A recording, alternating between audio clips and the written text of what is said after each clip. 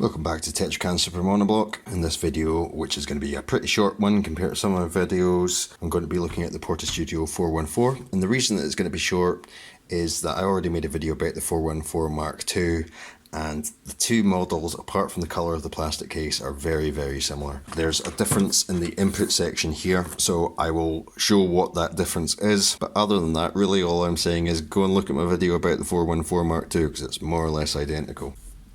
There's a screw there.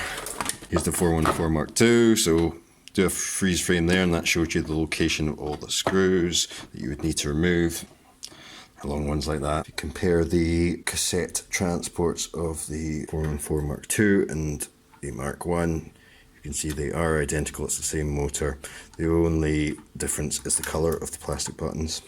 And then comparing the boards, you can see that there's a couple of different colours of plastic in the plugs, a couple of different shapes of plastic plug. You can see that's got cut off corners, whereas that's completely square. But I would suggest that the parts on these two are 99% interchangeable. I mean, you can see there's a different style of capacitor on the Mark II than there is in the Mark I, but I would be astonished if the values were not identical, and I would say that you could transplant parts from one to the other pretty easily. The main difference between the 414 and the 414 Mark II is the Mark II would have this extra board here, and there'd be extra cables coming from here and going into, sorry, it would be that way up in the 414 Mark II into this cable here, and there'll be extra holes in the case here for that. Comparing the 414 Mark II mixer boards, they are more or less identical. The only difference is that there are these extra headers at various points on the 414 Mark II board that come together in this plug that would attach to this extra board that's got the guitar input and the XLR jacks on it. But the dimensions of the faders are the same sockets.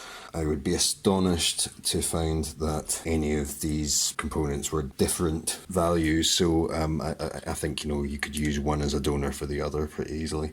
I know that was a bit of a whistle-stop tour compared to the way I cover a lot of models, but hopefully in conjunction with the 414 Mark II videos I've produced, if you have the 414 Mark I, you can figure out what's what. If you've got any questions, leave a comment on YouTube. If you're feeling really shy or you need to show me a video or a picture or something, you can message me on Facebook. I do try, within reason and within the limitations of other things going on in my life, to answer everyone. Thanks for watching. Hope to see you again.